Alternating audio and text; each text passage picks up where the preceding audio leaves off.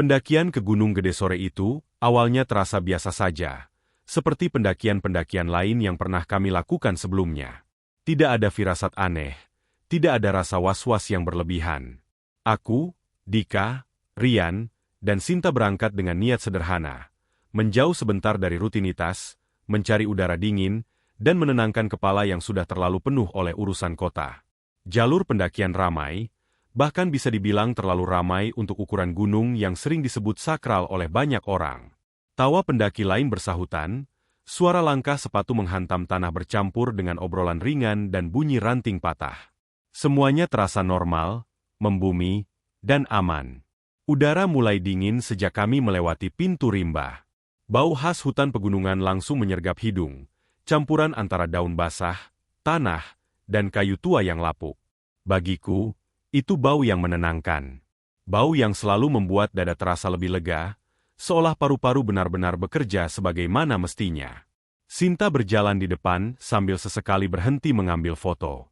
Dika sibuk dengan trekking pole-nya, sementara Rian berjalan paling belakang, mulutnya tak pernah benar-benar diam.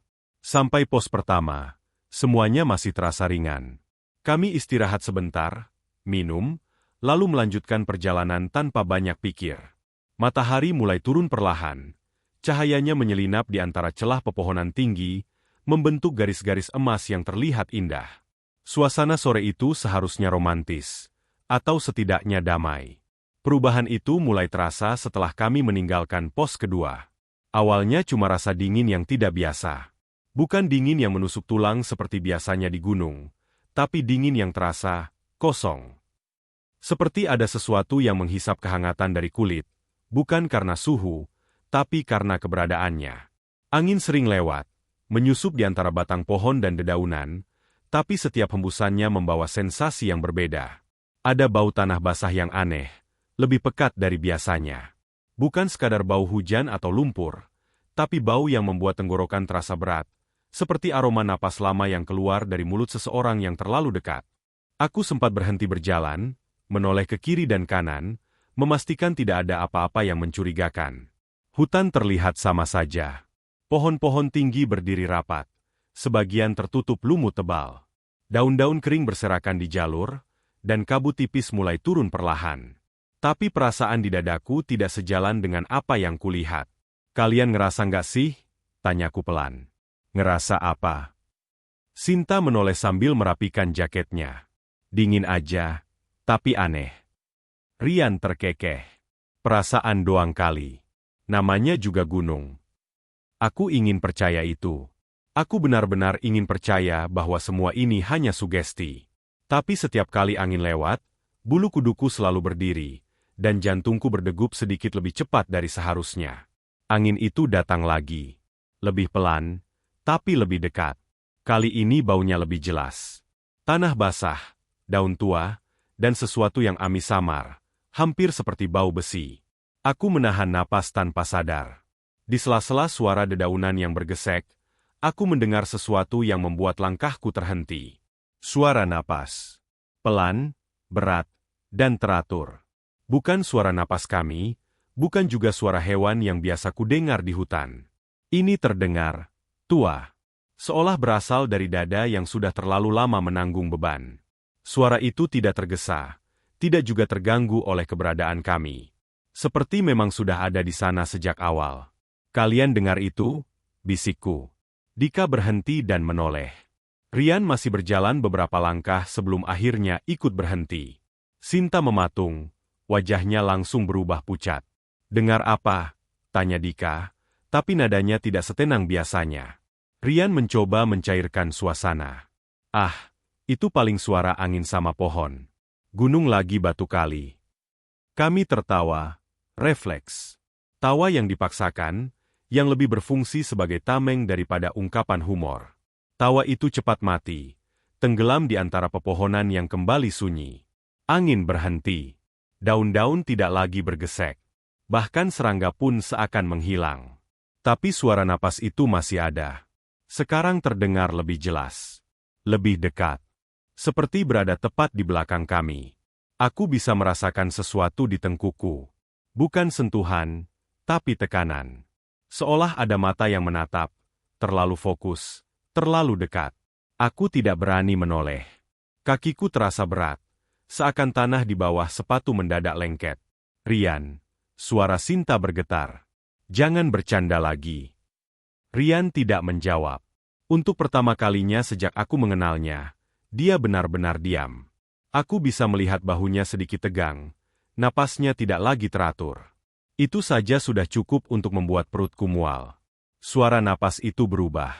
Ada jeda yang panjang, lalu hembusan yang lebih berat, seakan makhluk itu sedang menarik napas dalam-dalam. Bersamaan dengan itu, bau tanah basah semakin pekat, sampai rasanya menempel di lidah. Kita jalan lagi, kataku, berusaha terdengar tegas. Pelan aja, tapi jangan berhenti. Kami mulai melangkah. Setiap langkah terasa salah, seakan kami sedang melanggar sesuatu yang tidak terlihat. Jalur yang tadi jelas kini terasa lebih sempit. Pepohonan seperti merapat, bayangan mereka memanjang dan saling bertumpuk. Kabut semakin tebal, membuat jarak pandang tidak sampai 5 meter. Di tengah langkah itu, aku menyadari sesuatu yang membuat darahku dingin. Suara napas itu mengikuti ritme langkah kami. Setiap kali kami melangkah, ada jeda napas. Setiap kali kami berhenti sebentar, napas itu juga berhenti, lalu terdengar lebih dekat. Bukan mengejar, tapi mengiringi. Seperti penjaga yang memastikan kami tidak keluar dari jalur yang telah ditentukan. Aku menelan ludah. Dalam kepalaku, berbagai cerita tentang gunung gede yang pernah kudengar mulai muncul satu persatu. Cerita tentang pendaki yang hilang, tentang suara-suara yang menyesatkan, tentang makhluk yang tidak suka dilihat tapi senang memperhatikan. Dan sore itu, di antara dingin yang aneh dan bau tanah basah yang menyesakan, aku mulai yakin satu hal. Pendakian ini tidak akan berakhir seperti yang kami rencanakan. Malam turun tanpa banyak peringatan. Sore yang tadi masih menyisakan cahaya jingga tiba-tiba lenyap begitu saja, ditelan kabut tebal yang turun seperti tirai berat dari langit. Jalur di depan kami nyaris tak terlihat. Hanya bayangan samar pepohonan yang berdiri diam, seperti siluet hitam tanpa wajah. Udara semakin dingin, jauh lebih dingin dari perkiraan, sampai-sampai uap napas kami terlihat jelas setiap kali kami mengembuskan napas. Tidak ada yang banyak bicara. Bahkan Rian, yang biasanya paling berisik, memilih diam sambil sesekali menoleh ke belakang, seolah ada sesuatu yang terus mengusik perasaannya. Kami memutuskan mendirikan tenda lebih cepat dari rencana. Tempatnya tidak ideal.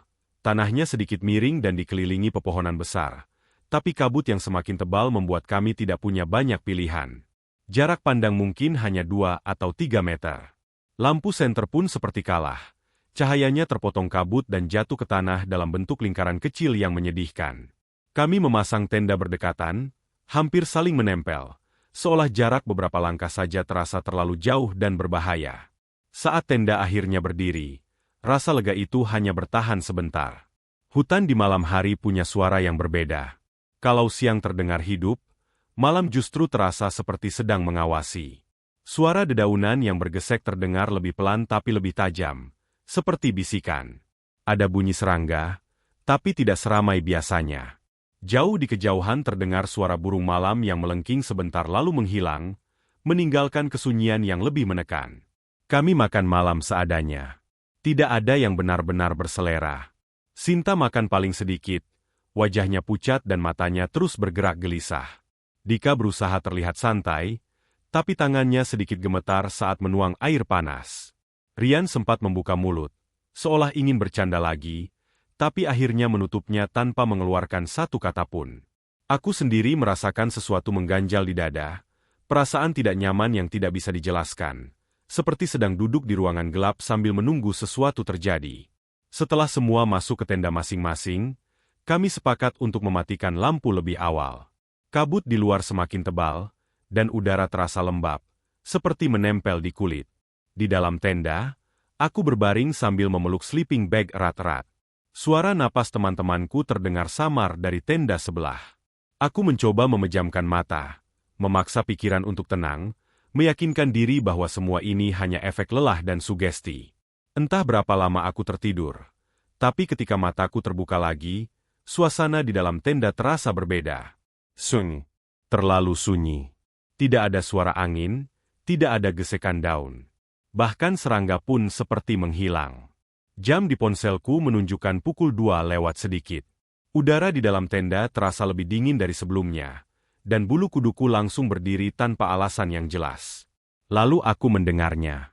Suara berat, pelan, dan teratur, datang dari luar tenda.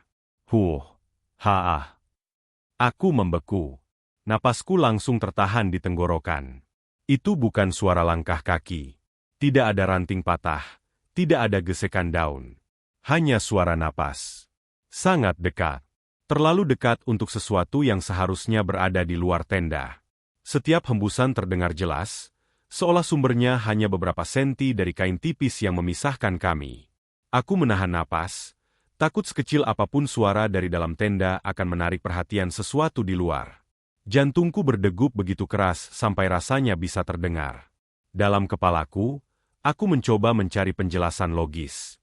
Mungkin Dika atau Rian sedang keluar tenda? Tapi tidak. Napas ini terlalu berat, terlalu lambat, dan ritmenya tidak seperti manusia yang sedang berdiri biasa. Lebih seperti seseorang yang sedang membungkuk lama, menopang tubuhnya dengan susah payah. Dari tenda sebelah, terdengar suara Sinta berbisik, sangat pelan tapi jelas. Kalian dengar juga kan? Bisikan itu membuat napas di luar tenda berhenti sejenak.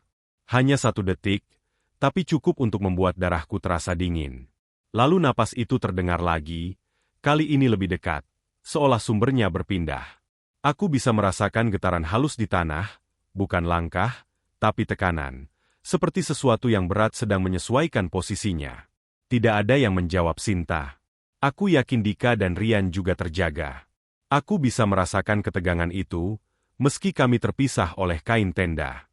Napas di luar bergerak perlahan, berpindah dari satu tenda ke tenda lain. Setiap kali mendekat, bau tanah basah yang aneh itu menyusup masuk, membuat perutku mual. Bau itu bukan sekadar lembab, tapi tua, seperti sesuatu yang sudah lama terkubur dan baru saja terbangun. Haah. Sekarang terdengar tepat di depan tendaku. Kain tenda sedikit tertarik ke dalam. Sangat pelan, hampir tidak terasa, tapi cukup untuk membuatku yakin bahwa ada sesuatu di luar sana yang sedang membungkuk, mengendus, atau memperhatikan. Aku memejamkan mata sekuat tenaga, berharap jika aku tidak melihat, mungkin aku juga tidak akan terlihat. Dalam keheningan itu, pikiranku dipenuhi rasa takut yang murni. Bukan ketakutan karena bentuk atau wujud, tapi karena ketidakpastian. Aku tidak tahu apa yang ada di luar sana, tidak tahu apa yang diinginkannya, dan tidak tahu apa yang akan terjadi jika kami membuat kesalahan kecil saja. Setiap cerita horor yang pernah kudengar tentang gunung terasa sangat nyata di saat itu, seolah semua peringatan yang dulu terdengar berlebihan kini menemukan tempatnya. Napas itu berhenti tepat di depan tendaku. Terlalu lama. Aku hampir tidak berani bernapas. Lalu terdengar suara lain, sangat pelan, seperti gesekan kain atau kulit dengan kain tenda. Bukan tarikan keras, lebih seperti sentuhan yang ragu-ragu, seolah makhluk itu sedang memastikan sesuatu. Dari kejauhan, terdengar Sinta menahan Ishak. Suara itu kecil, tapi cukup untuk membuat napas di luar tenda berubah. Ritmenya menjadi sedikit lebih cepat, lebih dalam. Bau tanah basah semakin kuat, sampai aku merasa ingin muntah. Aku menggigit bibir, menahan diri untuk tidak bergerak, tidak bersuara. Dalam hati, aku hanya bisa berharap malam ini segera berlalu. Berharap apapun yang sedang mengelilingi tenda kami akan pergi dengan sendirinya. Tapi jauh di dalam dada, ada keyakinan yang pelan tapi pasti tumbuh. Sesuatu di luar sana belum selesai dengan kami. Dan kabut tebal yang menyelimuti gunung gede malam itu bukan sekadar kabut. Itu seperti tirai yang menutup kami dari dunia lain. Tempat di mana suara napas berat itu berasal. Pagi datang dengan ragu-ragu, seolah matahari sendiri enggan menembus kawasan itu. Cahaya pucat menyelinap perlahan di antara sisa kabut yang masih menggantung rendah, membuat hutan terlihat asing, seperti tempat yang sama sekali berbeda dari sore kemarin. Udara masih dingin, tapi bukan dingin yang segar. Lebih seperti dingin yang tertinggal, bekas dari sesuatu yang semalaman bercokol dan baru saja pergi. Aku membuka resleting tenda dengan tangan gemetar dan melangkah keluar, disusul oleh bau tanah basah yang masih pekat, meski tidak sekuat malam tadi. Sinta keluar dari tendanya dengan wajah pucat, Rambutnya sedikit acak-acakan, mata sembab seperti habis menangis atau kurang tidur. Rian tampak lebih pendiam dari biasanya. Bahunya turun, dan langkahnya pelan, seolah setiap gerakan membutuhkan pertimbangan. Dika keluar paling akhir, wajahnya kosong, tatapannya lurus ke depan tanpa benar-benar fokus pada apapun. Tidak ada sapaan pagi, tidak ada candaan ringan seperti biasanya. Kami hanya berdiri sebentar, saling memandang, seolah memastikan bahwa kami semua masih utuh dan benar-benar terbangun di dunia yang sama. Tanpa perlu dibicarakan, niat untuk melanjutkan pendakian langsung menguap. Tidak ada satupun dari kami yang mengusulkan untuk naik lebih tinggi. Gunung yang kemarin terasa menenangkan kini tampak seperti sesuatu yang sedang menahan napas, menunggu reaksi kami. Aku menarik napas dalam-dalam, lalu menunduk, berniat merapikan barang-barang di depan tenda. Dan disitulah aku melihatnya. Jejak itu ada tepat di tanah lembab di depan tendaku. Besar. Terlalu besar untuk ukuran kaki manusia. Bahkan jika dibandingkan dengan sepatu hiking terbesar sekalipun. Bentuknya tidak jelas. Bukan telapak kaki dengan jari-jari yang rapi, bukan pula tapak hewan yang pernah kulihat di buku atau papan informasi jalur pendakian. Tekanannya dalam, menunjukkan bahwa sesuatu yang berat pernah berdiri di sana cukup lama. Tanah di sekitarnya sedikit mengeras, seolah beban itu tidak hanya singgah sebentar. Aku membeku, tenggorokanku terasa kering. Kalian, lihat ini, suaraku terdengar serak. Satu persatu mereka mendekat. Sinta menutup mulutnya dengan tangan, matanya melebar. Rian berjongkok, menatap jejak itu lama sekali tanpa berkata apapun. Dika berdiri diam, rahangnya mengeras. Tidak ada yang berani menyentuhnya. Kami hanya menatap, seolah dengan begitu jejak itu bisa menjelaskan dirinya sendiri. Jejak itu berhenti tepat di depan tendaku.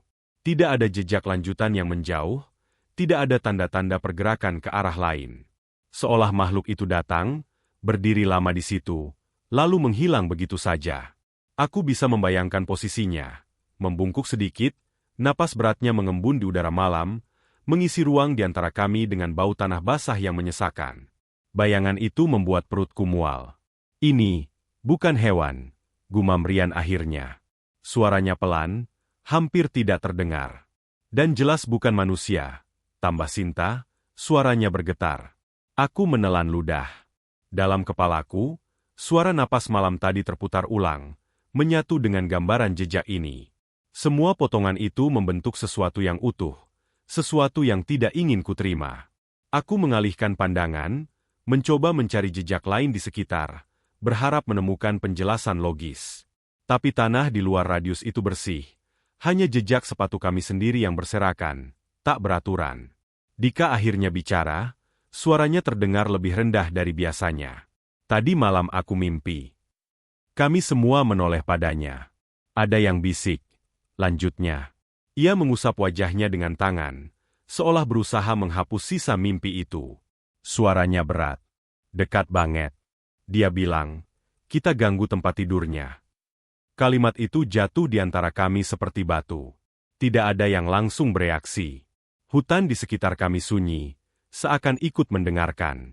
Angin bertiup pelan, membawa kembali bau tanah basah yang sama, membuat kata-kata Dika terasa semakin nyata. Aku menatap wajah mereka satu persatu. Tidak ada tawa canggung, tidak ada komentar bercanda. Rian menunduk, Sinta memeluk lengannya sendiri, dan Dika terlihat menyesal telah membuka mulut. Semua dari kami tahu satu hal, mimpi itu bukan sekadar mimpi biasa. Lo mimpi jam berapa? Tanyaku akhirnya. Sekitar jam 2, jawabnya tanpa ragu. Jam yang sama saat aku terbangun oleh suara napas itu. Dadaku terasa sesak. Terlalu banyak kecocokan untuk disebut kebetulan. Suara napas, bau tanah, mimpi Dika, dan jejak besar di depan tendaku. Semua mengarah pada satu kesimpulan yang tidak ingin kami ucapkan dengan suara keras. Kita harus turun, kata Sinta cepat. Nada suaranya tegas meski matanya masih menyimpan ketakutan. Sekarang, tidak ada yang membantah. Kami segera membereskan tenda dengan gerakan tergesa, tangan gemetar, pikiran terus melayang ke malam tadi. Setiap kali kain tenda terlipat, aku teringat bagaimana kain itu sedikit tertarik ke dalam, disentuh oleh sesuatu yang tidak kami lihat. Aku berusaha mengusir bayangan itu, tapi jejak di tanah seolah mengukirnya lebih dalam di kepalaku. Sebelum pergi, aku menoleh sekali lagi ke arah tempat jejak itu berada. Kabut pagi semakin menipis, tapi jejak itu masih jelas, seakan sengaja dibiarkan sebagai pengingat. Aku merasakan dorongan aneh untuk meminta maaf, entah pada siapa, entah untuk apa. Bibirku bergerak tanpa suara, dan aku tidak yakin apakah itu doa atau permintaan izin. Perjalanan turun terasa jauh lebih panjang dari saat kami naik. Setiap langkah disertai rasa was-was. Kami berjalan rapat, hampir saling bersentuhan, mata terus bergerak ke segala arah. Hutan tampak lebih hidup sekarang. Suara burung mulai terdengar, sinar matahari menembus dedaunan. Tapi semua itu tidak lagi terasa menenangkan. Rasanya seperti topeng, lapisan tipis yang menutupi sesuatu yang masih mengawasi dari balik pepohonan. Sesekali aku merasa mendengar suara napas itu lagi, samar, bercampur dengan angin.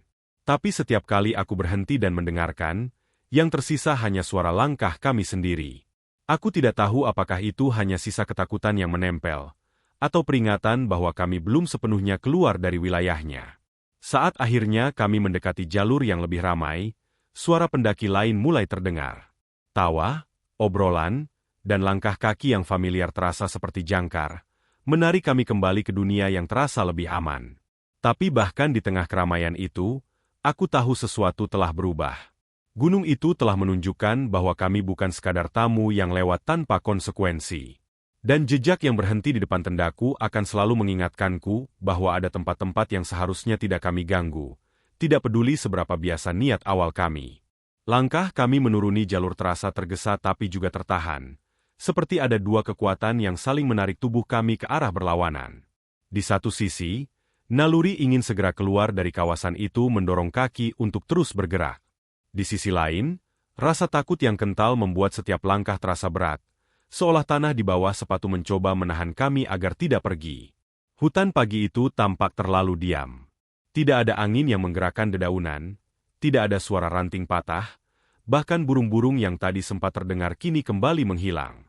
Keheningan itu bukan tenang, tapi menekan, seperti telinga yang berdengung saat berada di ruang tertutup terlalu lama. Awalnya kami hanya mendengar suara langkah kami sendiri. Sepatu menghantam tanah lembab dengan ritme cepat. Napas kami tersengal karena menuruni jalur yang licin. Aku berjalan di depan, Dika tepat di belakangku, lalu Sinta, dan Rian paling belakang. Tidak ada yang berbicara. Kami sepakat tanpa kata untuk tidak bercanda, tidak berisik, dan tidak menoleh ke belakang. Lalu suara itu muncul lagi. Kali ini tidak samar. Tidak ragu-ragu. Suaranya lebih berat dari malam tadi, lebih dalam, seolah berasal dari dada yang sangat besar.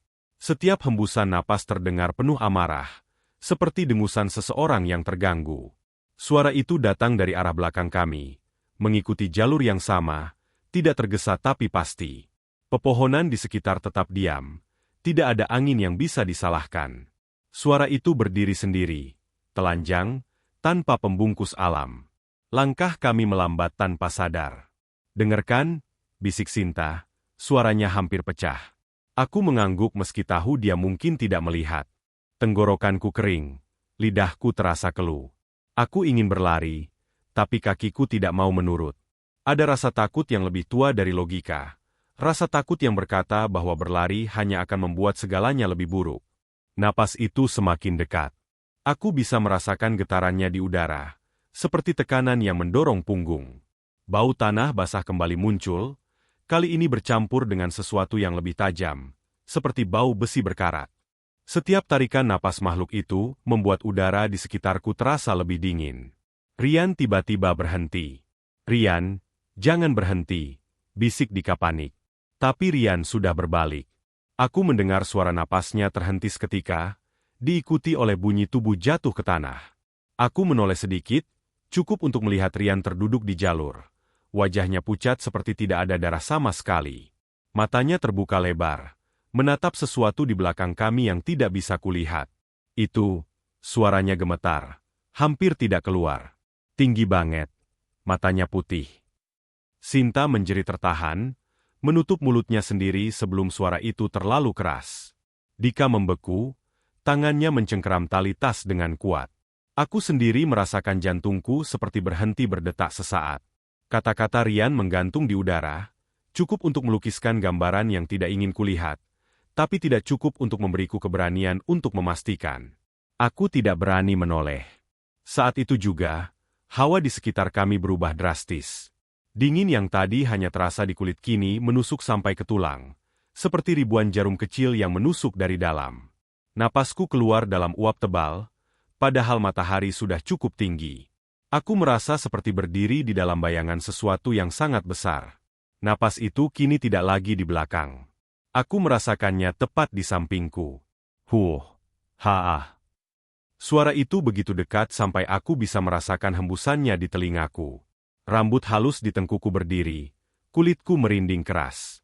Aku bisa merasakan tekanan di sisi kepalaku, seolah ada wajah yang terlalu dekat, menunduk untuk menyamakan tinggi.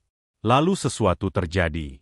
Tidak ada suara yang masuk ke telingaku, tapi kepalaku terasa penuh. Seperti ada tangan yang membuka pintu dan menuangkan pesan begitu saja ke dalam pikiranku, tanpa izin, tanpa perantara. Kalian pulang. Kata-kata itu tidak diucapkan, tapi dipahami. Tidak terdengar, tapi jelas. Nadanya bukan perintah keras, tapi penuh ancaman yang tenang, seperti seseorang yang sangat yakin bahwa keinginannya akan dipatuhi. Bersamaan dengan itu, dadaku terasa ditekan, napasku tercekat, dan lututku hampir menyerah. Aku ingin berteriak, ingin menangis, ingin meminta maaf, tapi tubuhku tidak bisa bergerak. Yang bisa kulakukan hanya berdiri dan menerima pesan itu, seperti anak kecil yang dimarahi oleh sesuatu yang jauh lebih tua dan lebih kuat. Sinta mulai menangis pelan. Dika berbisik terbata-bata, entah doa atau permintaan ampun. Rian masih terduduk, matanya kosong, bibirnya bergerak-gerak tanpa suara. Napas berat itu terdengar sekali lagi, lebih pelan, lebih dekat, lalu perlahan menjauh, seperti sesuatu yang sudah memastikan pesannya diterima. Hawa dingin itu perlahan berkurang. Tekanan di kepalaku mengendur. Suara hutan kembali muncul sedikit demi sedikit, dedaunan bergesek pelan, burung kecil bersuara ragu dari kejauhan. Aku jatuh berlutut, tubuhku gemetar hebat, keringat dingin membasahi punggung meski udara masih dingin. Bangun, kataku pada Rian, suaraku serak. Kita turun. Sekarang. Butuh beberapa detik sebelum Rian bereaksi. Dika membantunya berdiri, hampir menyeretnya. Kami tidak menunggu lebih lama. Tidak ada yang menoleh ke belakang. Bahkan untuk memastikan apakah makhluk itu benar-benar pergi. Kami hanya berjalan, lalu setengah berlari, menuruni jalur dengan sisa tenaga yang ada. Sepanjang perjalanan, aku bisa merasakan sesuatu masih memperhatikan, tapi tidak lagi mendekat. Seperti penjaga yang berdiri di batas wilayahnya, memastikan kami benar-benar pergi. Setiap kali pikiranku melayang ke bayangan tinggi bermata putih itu, dadaku kembali sesak, dan aku mempercepat langkah. Saat akhirnya kami mencapai bagian jalur yang lebih terbuka, dengan suara manusia lain terdengar jelas, tekanan itu menghilang sepenuhnya. Kami berhenti, terengah-engah, kotor, dan gemetar. Tidak ada yang langsung bicara. Kata-kata terasa tidak cukup untuk menggambarkan apa yang baru saja terjadi. Dalam hati, aku tahu satu hal dengan pasti. Yang kami dengar sejak awal bukanlah angin, bukan pula imajinasi. Itu adalah peringatan. Dan kami beruntung masih diberi kesempatan untuk pulang. Kami benar-benar berhasil turun dari gunung hari itu. Jalur terakhir yang kami lewati dipenuhi pendaki lain. Suara manusia, tawa, dan langkah kaki yang terdengar nyata, membumi. Saat papan penunjuk jalur keluar akhirnya terlihat jelas di depan mata, lututku hampir menyerah. Bukan karena lelah fisik, tapi karena ketegangan yang akhirnya runtuh begitu saja. Kami berhenti di sana cukup lama, hanya berdiri, mengatur napas, memastikan bahwa dunia yang kami injak sekarang adalah dunia yang sama dengan yang kami kenal sebelum pendakian itu. Tidak ada yang langsung membahas apa yang terjadi. Kami sepakat, tanpa diucapkan, untuk diam. Mungkin karena takut jika kata-kata itu keluar, sesuatu yang ikut bersama kami akan merasa dipanggil kembali. Kami berpisah di parkiran dengan pelukan singkat dan wajah-wajah kosong. Tidak ada janji untuk naik gunung lagi bersama. Tidak ada rencana lanjutan. Hanya salam perpisahan yang terasa terlalu cepat dan terlalu sunyi. Hari-hari setelahnya berjalan, setidaknya di permukaan. Aku kembali ke rutinitas. Bekerja, bertemu orang, tertawa di waktu yang seharusnya. Tapi ada sesuatu yang terasa tertinggal di dadaku, seperti bayangan tipis yang tidak pernah benar-benar pergi. Setiap kali malam datang dan suasana mulai sepi, pikiranku tanpa sadar kembali ke hutan berkabut itu, ke suara napas berat yang tidak pernah benar-benar terdengar oleh telinga, tapi dipahami oleh seluruh tubuh. Perubahan paling jelas terjadi pada Rian. Beberapa hari setelah turun, dia menghubungiku lewat pesan singkat, tengah malam. Katanya, dia sulit tidur. Dadanya sering terasa sesak, terutama saat jam menunjukkan lewat tengah malam. Awalnya dia mengira itu cuma efek kelelahan atau masuk angin. Tapi semakin hari, sesaknya datang dengan pola yang sama. Selalu malam. Selalu saat rumahnya sunyi. Selalu disertai perasaan seperti ada sesuatu yang berdiri terlalu dekat. Aneh, tulisnya suatu malam. Pas aku tarik napas, rasanya kayak napas itu bukan cuma punyaku. Aku tidak langsung membalas. Jari-jariku kaku di atas layar ponsel. Aku tahu betul perasaan itu. Bukan sesak biasa. Itu rasa seperti ruang di sekitar kita diisi oleh napas lain. Napas yang lebih berat, lebih tua, dan tidak seharusnya ada di sana. Beberapa kali aku menemui Rian setelah itu. Wajahnya semakin tirus, matanya cekung, dan napasnya sering terengah meski kami hanya duduk diam. Dia bilang, kadang di tengah malam, saat dadanya mulai terasa berat, dia bisa mendengar suara itu lagi. Sangat dekat. Bukan dari luar jendela, bukan dari sudut kamar, tapi seperti datang dari dalam ruang kosong di kepalanya sendiri. Katanya menirukan dengan suara pelan, lalu langsung terdiam, seolah takut menirukan terlalu jelas. Dokter tidak menemukan apa-apa. Paru-parunya baik-baik saja. Jantungnya normal. Semua pemeriksaan berakhir dengan saran untuk mengurangi stres.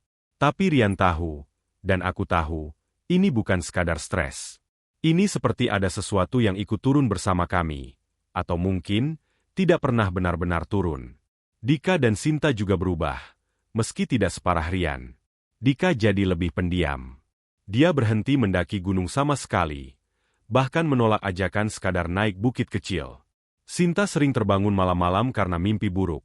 Mimpi tentang kabut tebal dan sosok tinggi yang berdiri diam, menatap tanpa mata yang jelas. Tapi mereka masih bisa menjalani hidup, masih bisa menertawakan hal lain, meski tawanya tidak lagi sama.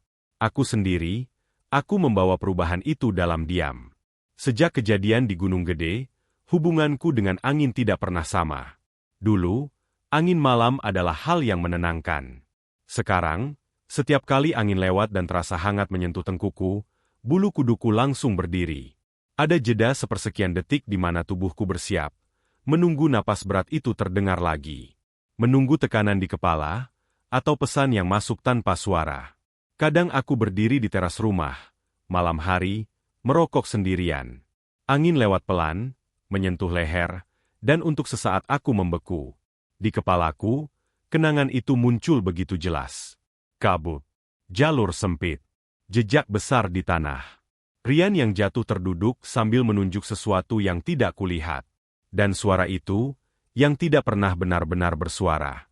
Kalian, pulang. Aku menelan ludah setiap kali mengingatnya. Kata itu bukan hanya perintah. Itu penegasan batas. Dan kami melanggarnya. Beberapa bulan kemudian, aku memberanikan diri mencari cerita-cerita lama tentang Gunung Gede. Bukan dari internet yang ramai, tapi dari orang-orang yang benar-benar sering keluar masuk gunung. Cerita tentang penunggu lama, tentang tempat-tempat yang dianggap ranjang atau lintasan, tentang makhluk yang tidak menyerang, tapi tidak suka diganggu, tentang napas yang terdengar seperti angin, tentang bau tanah basah yang datang tanpa hujan. Semakin banyak aku mendengar, semakin jelas satu hal. Kami berkemah di tempat yang seharusnya tidak kami tempati. Dan mungkin, meski kami sudah turun, tidak semua dari kami benar-benar pergi dengan utuh. Suatu malam, Rian mengirim pesan lagi. Singkat. Gue capek. Kayak ada yang narik napas barengan sama gue. Aku datang ke rumahnya malam itu. Kami duduk di ruang tamu, lampu redup, tidak banyak bicara. Sekitar jam 2 pagi, aku mendengarnya. Sangat samar, hampir tidak terasa. Napas berat. Bukan dari luar rumah. Bukan dari Rian. Tapi seperti mengisi ruang di antara kami. Aku tidak berkata apa-apa. Aku hanya menepuk bahu Rian, memastikan dia tetap bernapas dengan ritmenya sendiri. Suara itu perlahan menghilang, seperti puas hanya dengan hadir sebentar. Saat aku pulang, angin malam menyentuh tengkuku lagi. Terlalu hangat untuk malam sedingin itu. Aku tidak menoleh. Aku hanya berjalan lebih cepat, mengingatkan diriku sendiri untuk tidak menantang, tidak memperhatikan terlalu lama. Karena sekarang aku tahu, di Gunung Gede, dan mungkin di banyak tempat lain yang kita anggap sepi dan liar, tidak semua yang kita rasakan bisa dijelaskan dengan cuaca atau alam. Kadang, yang kita kira hanya angin yang lewat, itu hanyalah napas makhluk penunggu, yang sedang berdiri sangat dekat, tepat di belakang kita.